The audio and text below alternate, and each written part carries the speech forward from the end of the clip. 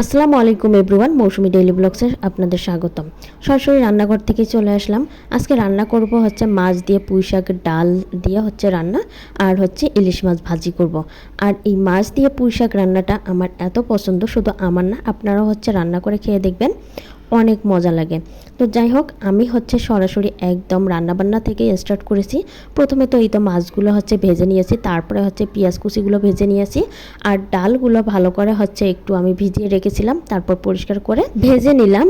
আর এই গরমে এই রান্নাটা খাবেন, এতটা হচ্ছে তৃপ্তি পাবেন, হচ্ছে মনের মধ্যে অন্যরকম একটা শান্তি লাগবে। আর এই রান্নাটা হচ্ছে একদম কম মশলায় রান্না করবেন, আর কম মশলায় রান্না করলে রান্নাটা আরও ভালো লাগে। গরমে কিন্তু হালকা মশলার রান্নাই ভালো লাগে। আর এইদিকে হচ্ছে এই পুঁই শাকটাও এত ভালো ছিল। কিছু কিছু সময় হচ্ছে রান্না দেখবেন এই দিক সেই দিক হয়, যদি সেই জিনিসটা ভালো হয় তাহলে কিন্তু রান্নাটা অনেক ভালো লাগে। অনেক সময় আমাদের রান্না দেখা যাবে মনোযোগ থাকে না, বা রান্না হচ্ছে যেমনই করেন না কেন, যদি সবজিটা ভালো থাকে তারপরেও হচ্ছে কিন্তু রান্নাটা খেতে ভালো লাগে। সেই রকমই হচ্ছে আমার এই পুঁই শাকটা এত ভালো ছিল। সেই দিনের পুঁই শাকটা, মানে পুঁই শাকের ডাঁটাগুলো অনেক মোটা মোটা ছিল, আর অনেক কষি ছিল। পুঁই শাকটা দেওয়ার সাথেই মনে হচ্ছিল মিলে যাচ্ছিল।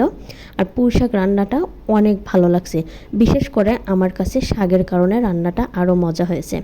এইদিকে এই তো আমি হচ্ছে ঢাকা দিয়ে দিলাম, আর পুঁই শাকটা ভালো করে আমি কষিয়ে নেব।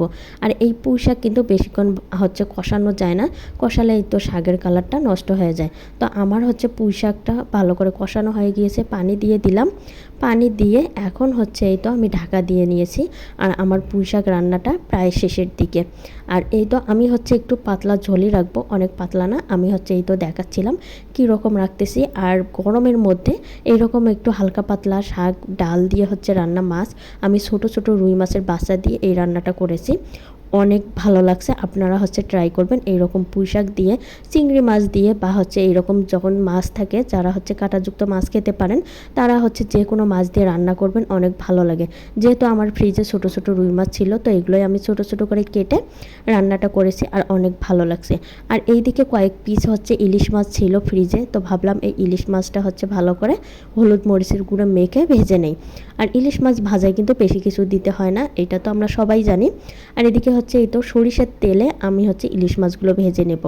আর এদিকে হচ্ছে আমার হলুদ লবণ মাখানো শেষ, আর হচ্ছে এইদিকে আমি ইলিশ মাছগুলো ভাজতে দিই। ইলিশ মাছ আমার বরাবরই প্রিয়, ইলিশ মাছ ভাজা, পাতলা ঝোল সবই হচ্ছে আমার ভালো লাগে। তো ইলিশ মাছ ভাজার সাথে যদি শুকনো মরিচ ভাজা হয় তাহলে তার কোনো কথাই নাই। এই তো গরম গরম ভাত আর আমার ইলিশ মাছ ভাজা, শুকনো মরিচ যদি থাকে, তো কী যে একটা অন্যরকমের শান্তি লাগে। এই হচ্ছে ভাত খেতে, গরম গরম ভাত, ইলিশ মাছ ভাজা, শুকনো মরিচ একটু করে দাঁতের ফাঁকে পড়বে, অনেক মজা লাগে। আর এই তো আমার হচ্ছে মাছ ভাজাটা হয়ে গিয়েছে, এখানে কিছুটা এই তো শুকনো মরিচ দিয়ে দিলাম 3-4টা। তো এই 3-4টা যে শুকনো মরিচ দিয়েছি, যখন আমি খাইতে বসছি তখন কিন্তু আমার কাছে এই 3টা শুকনো মরিচও হয়নি, মনে হচ্ছিল আরও 2টা দিলে ভালো হতো, যেহেতু খাওয়ার পর আমি ভয়েস দিচ্ছি।